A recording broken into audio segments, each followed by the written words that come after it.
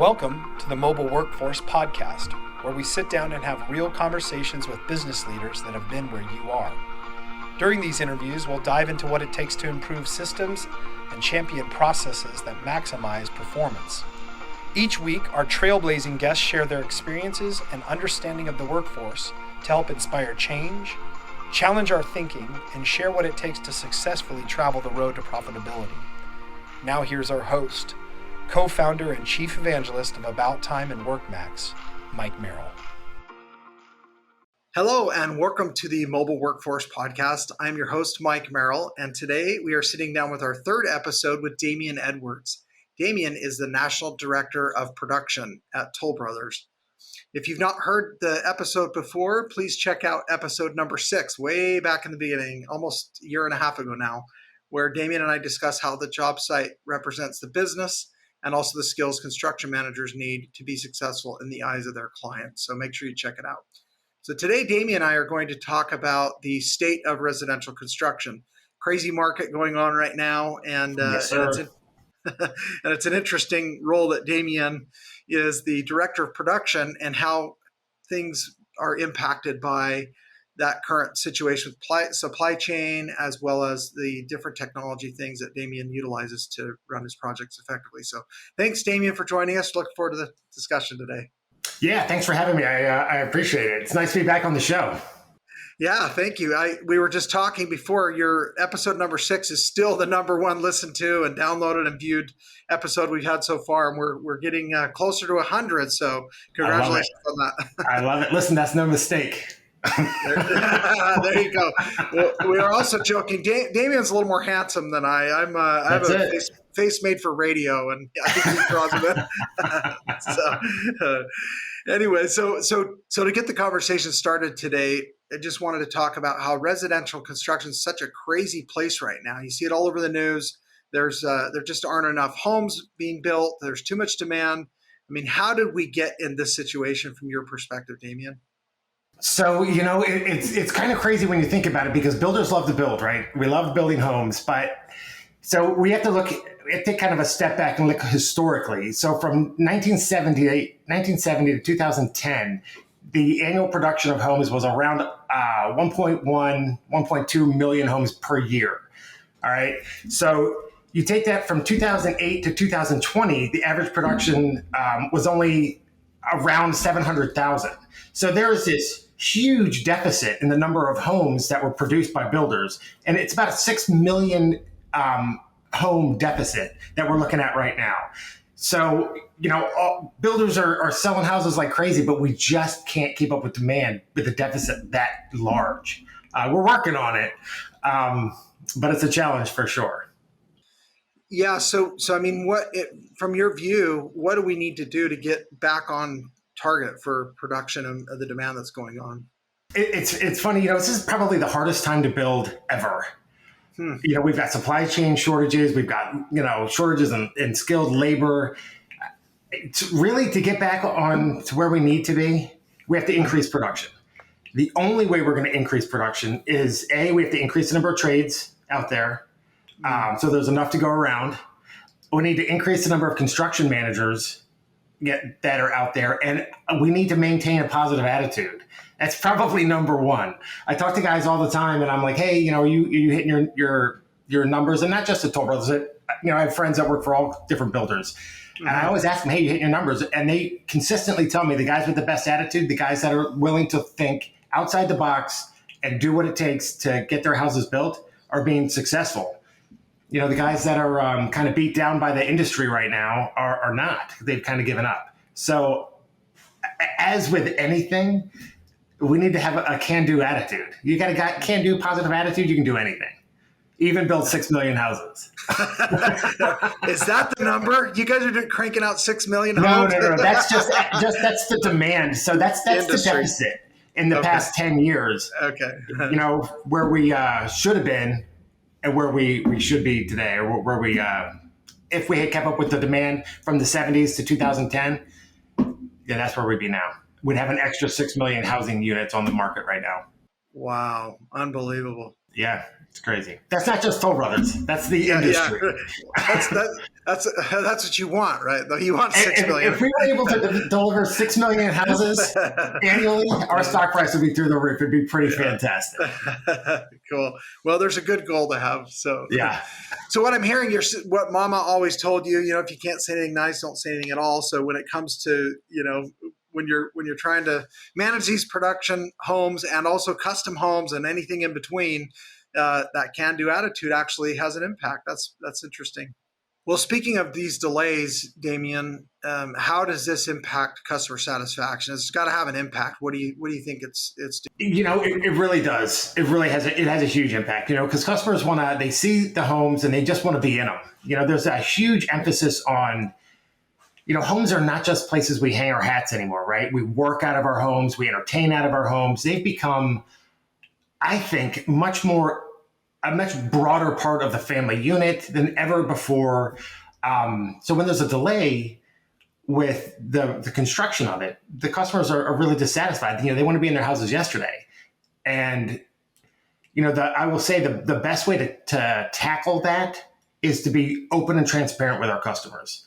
Every builder needs to do this. If there's a delay, they need to say, hey, look, I'm giving you an update on your home. I just want to let you know this was a delay. And by doing that, by being open and honest and transparent with them, they become more of a partner with you rather than almost an antagonist, demanding their house today when we can't produce it because we've got material spread all over the country. So it's the delays have definitely led to some customer dissatisfaction, but that's not the whole story. The rest of the story is you can tackle that just by being open, honest, and transparent with your customers.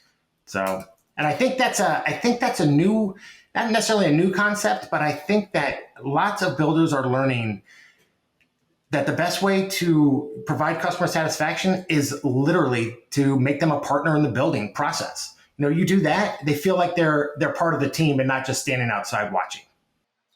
Yeah, that makes perfect sense. And people are, generally they know what's going on. I mean, they can tell when you're BSing them and when you're, taking them for a ride, when you're over promising, and obviously they know when you're under delivering. So,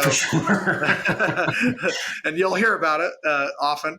But I think the other thing too is generally it's never been more true. Like, look, I'm being honest. Go check around, right? Go ask around on the street. You're going to hear the same stuff. So I think customers are now getting more used to the idea that even though they can have almost anything delivered by Amazon, if not tonight, then first thing in the morning, that homes are not the same way anymore, right? Well, I hear from friends and family all the time. They're like, "Oh, I ordered a dishwasher. They said it's going to take 6 months to get," and I'm like, "Only 6 months? Awesome!" So there's a real. I think you're right. I think people are seeing it. They're seeing the shipping containers, everything piled up on the docks. They're going to order things for themselves and they're realizing, it's going to take me 12 months to get a refrigerator, or they're ordering something and they're like, I can't give you a delivery date because we don't know when we're going to get it. And I think that relates. I think so when we call customers and we say, hey, we have a slight delay on whatever, they're like, yeah, I understand. Thank you for sharing that with me. So that it's they're starting to get it. Well, it's bringing us back to our roots, and when all this stuff settles down and we finally do figure some of this stuff out, maybe we'll be better communicators. Which what I think we'll be better communicators, better builders.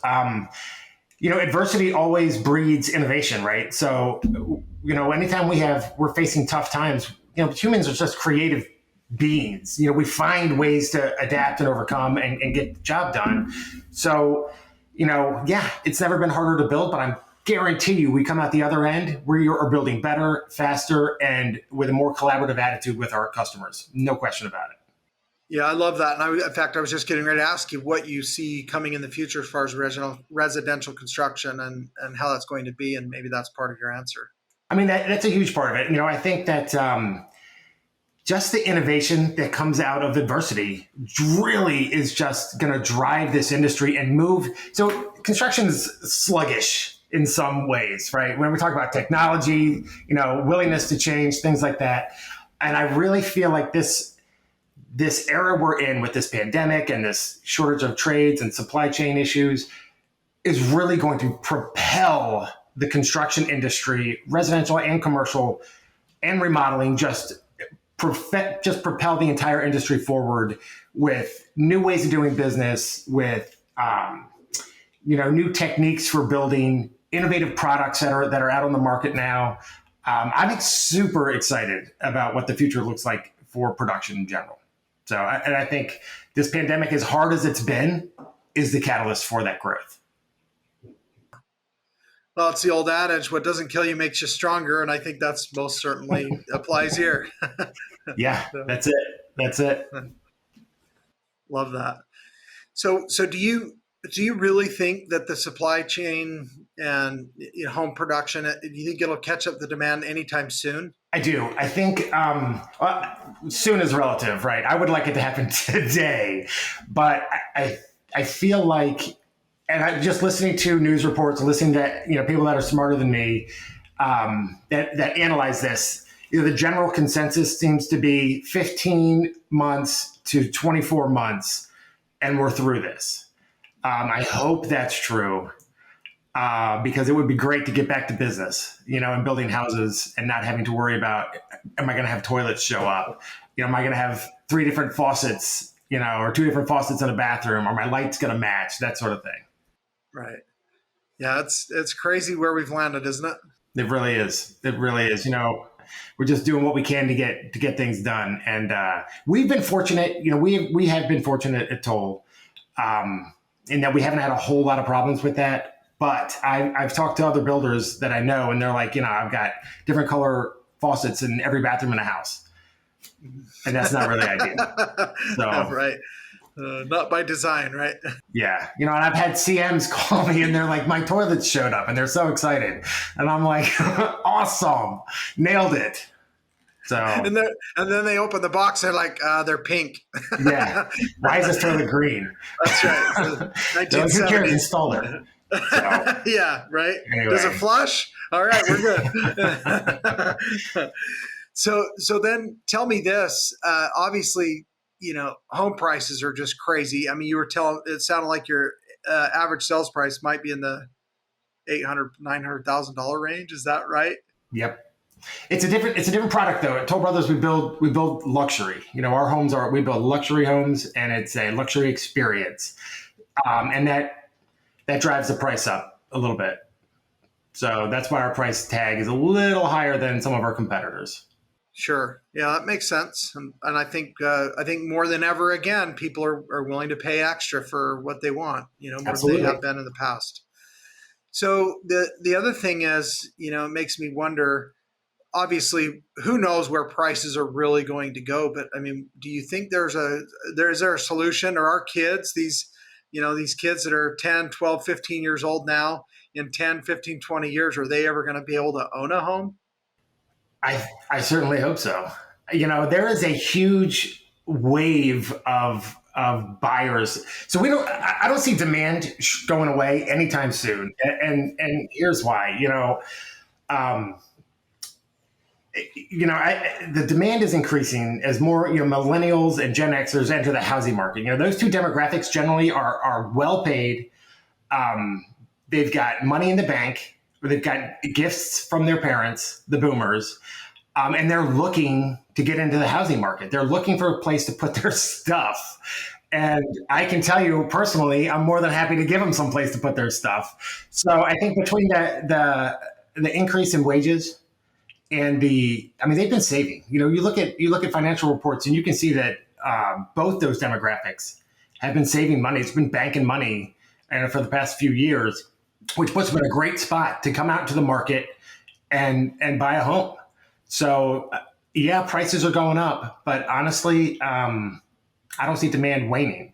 The biggest thing that we have to worry about, I think, right now is interest rates. So, a 0.5% increase in an interest rate translates to about 6.5% of the price of the home, or the cost of the home, right? So, if interest rates go up, they lose some of their buying power. Interest rates are going up. It is concerning on some levels, but not. I don't see interest rates going up to the point where it drastically affects the demand of our homes as an industry in general. So I'm pretty optimistic about the future of home building, and I'm not super concerned about the price of housing. Fortunately, I own a home. Yeah, right. Yeah, I was gonna say it's easy to say when you own one, right? When you've already got one. It's definitely a tough market. If you're looking at the resale market, it's tough out there. Houses are going on the market and being sold the same day. So, but if you're willing to have some patience, there are builders out there that can provide a home for you. It's just going to take a few months. Yeah.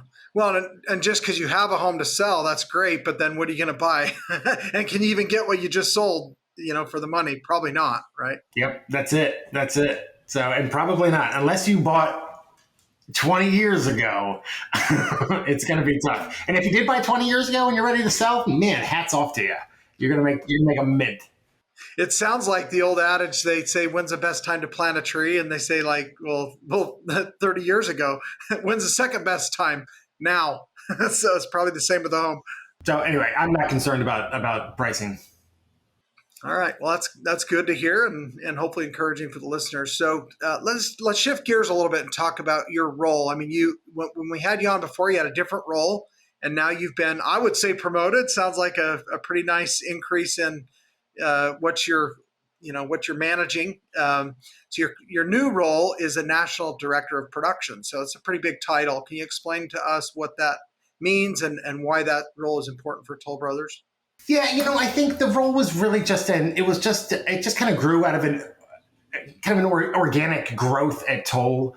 Most large national builders have someone that kind of monitors production, helps to set policy, helps to steer the production teams in the right direction, helps to do some training, make sure they have the right tools that they have.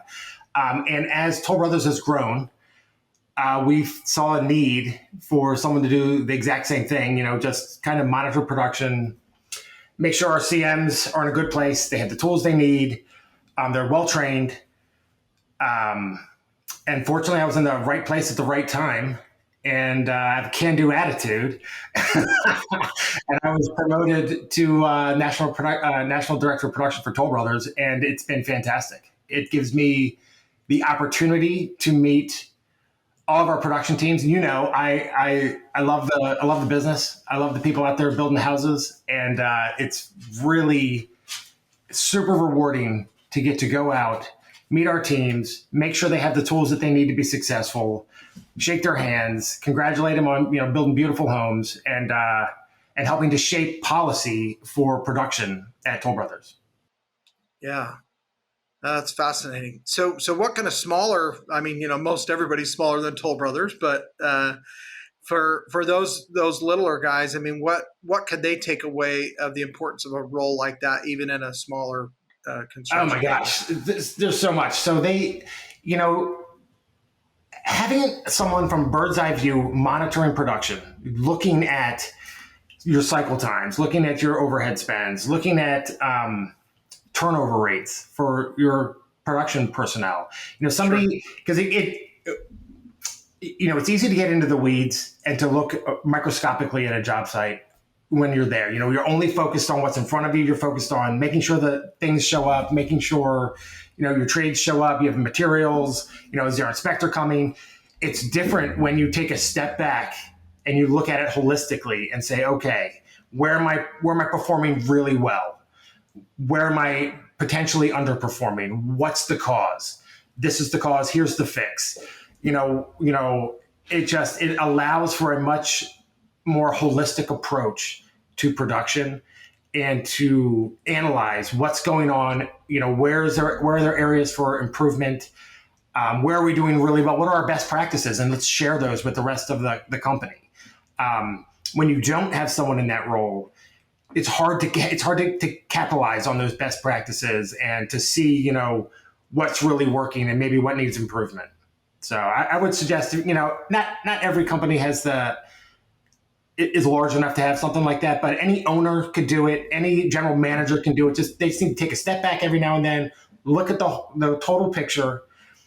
What's doing well? Where are we losing money? Where are we making money? What's the best practice for this? Who's got an innovative idea? Listen to the people. That's one of the things I do more than anything is I just listen to the people. I show up and I'm like, hey, how did you do this? And they start telling me all these great ideas that they have that never would have been shared with everyone else if there wasn't a central figure listening. So first, it sounds like, number one, you got to ask the questions to have something to listen to. So you paying attention and asking questions, right? You don't always have to ask the questions. Sometimes I'll just tell you. That sounds about right. Sometimes you don't even want to know. Yeah, sometimes you're like, oh my God, I have to go. But no, that's one of the most valuable tools I think any manager, anybody can have, is just the ability to listen. I tell people all the time, I do a lot of training, and I tell people, we talk about active listening. And I tell them, go out on the job site and watch two managers talking to each other, trying to solve a problem. 9 times out of 10, what you're going to come across is two people talking at each other, trying to get validation for their own ideas. But if you just take a step back and listen, the solution is there. It's probably a combination of both ideas. The solution is there, but it's only there if you listen and you're open to receiving it. So it's a super valuable tool. And that goes to customers as well. Our CMs are trained to actively listen to our customers so that if they have a concern, they hear them. Then we don't speak at our customers. We listen to them. So, and it's a tough trait to learn, but once you learn it, it's pie in the sky. You can do anything with it. Oh, what a great approach. Love that. So tell me this, in your view, how has production management changed since you started in the business? Oh, you know what?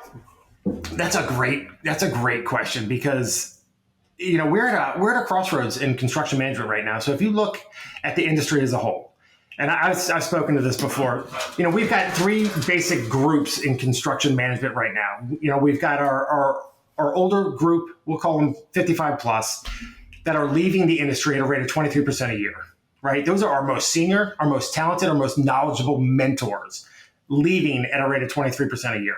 Then you look at the people coming into the industry, and we're only growing by 9% a year.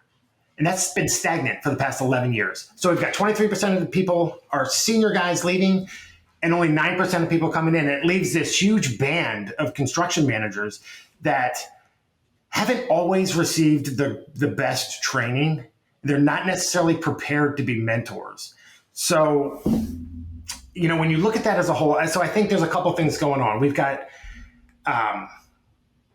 so much opportunity for growth in this industry, and to really professionalize the profession of construction management right now. And I feel like because of the pandemic, and I talked about this earlier, we've been forced to go back to, let me back up a little bit. So when I got into construction management, I had a mentor that was like, here's how you do this, here's how you do this, here's how you do this. 90% of construction management, it's like an oral tradition.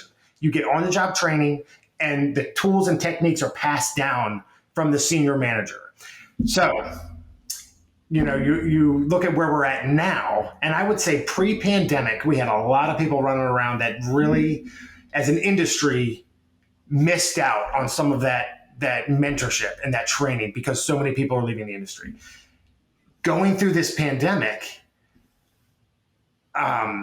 people are really having to dig and really understand construction management in order to be successful. So I think a lot of those lessons that were not being taught pre-pandemic are now being force-fed to the truly motivated construction managers we have in this industry. So when we come out of this, I think we'll have regained a lot of what we lost over the past 15 years out of necessity. And out of, if you're going to be successful, you got to find a way to do it. And this is a best practice. And you know what? Now that I've got this knowledge, I'm going to pass this on to the next guy coming in, the next girl coming in. So, I think I'm super optimistic about construction management. I think we'll come out super strong, stronger than we were a few years ago. But at the same time, it concerns me that we've got so many people leaving and not as many people coming in. I'm hoping that trend changes. You can make a lot of money in construction management. You can build monuments. So the reason, and I don't want to get too into the weeds with this, but the reason I got into construction management, I started my career in IT. And I couldn't see what I was doing on a day-to-day basis. I get into construction management. All of a sudden, I'm driving past communities that I built with my wife and kids. I'm like, I did that. I did that. So you get to see the fruits of your labor. You get to, and if you're building products that you're really proud of, you'll go out of your way to drive through communities that you built because you want to see how it's matured and how it's coming along, that sort of thing. So, I wish that I could just blanket the world with that message so that we can get more people into construction management, because financially you're going to be taken care of. But from a reward for your work, I mean, I can't think of anything greater. When you're in construction, you are building structures and homes for people that generation after generation after generation will live in. That's awesome. So anyway, I'm getting a little too off track. I feel you there. I've done the same thing. My kids know where the first homes that I built are at, and we've driven past them 10 times. And it hit me one day. It's like, this home, it'll probably be here 100 years or more, and but I'm going to build it so it'll be up for 200, right, in my mind, right? And so it's pretty impactful to do something like that. It's pretty impactful. I'm telling you, it's amazing. It's amazing. I've been fortunate enough to be involved with some projects that were just super cool, and I will drive 50 miles out of my way just to get a glance at it, because it's impactful. And it's funny. I tell my kids, and they're like, "We know you built that. We get it." So, and I'm like, "You guys want to see it again? No? Okay." Right. That's funny. It's just part of being a dad, I guess. Just part of being a dad. Yep. And it's just part of being super proud of what you're doing. There you go. Yeah, no question. So to kind of get back on the topic of trending and what's going on, what are you seeing, or what do you think are some new trends that the industry is experiencing because of all these challenges? I think there's a much more willingness to accept technology. Construction for the longest time has just had a reluctance to accept new ideas and newer technologies. And I think that it's become obvious as a heart attack that the construction industry not only is really accepting of new technologies now, but in a lot of ways we're innovating technology. So they're especially with like ERPs, enterprise resource platforms and things like that, where construction managers and the industry as a whole now has cloud-based management software that will allow them to do document sharing, that will allow them to communicate with all their vendors, their suppliers, their homeowners, help them schedule, help them pay their bills. And I think there's a much greater acceptance of that now than there was maybe 5 years ago. Especially with as we do get some I don't want to say younger generation in, but people that just grew up with technology won't accept if you hand them a pad of paper and a pen and say, "Okay, make a list." They're like, "What is that?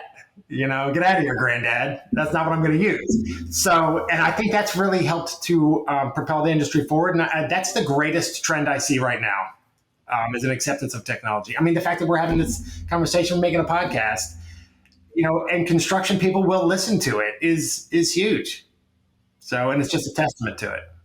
Agree, and love that. I think there's a lot there, and even with you talk about things like quality control or other areas of the business that now technology can enhance and give you more tools to do a better job, even remotely, right? Would you agree with that? Well, and that's the thing. It used to be you would create a punch list and you would tape it to the countertop and hope that your trades came in and saw. Well, now it's instant. I made a punch list. Now everybody's got it because it's cloud-based, and you can get that information out to your vendors and your trades immediately. So they don't have to, schedule a crew to come in and look at a piece of paper taped to a countertop to see if they've got something on it. Right. They've got it in their inbox the second you create the list. It's revolutionary. And then when they complete it, they completed it within seconds, right? That's it. Because they're like, "Please pay me now." well, they did that anyway, right? They weren't always done when they wanted to get paid.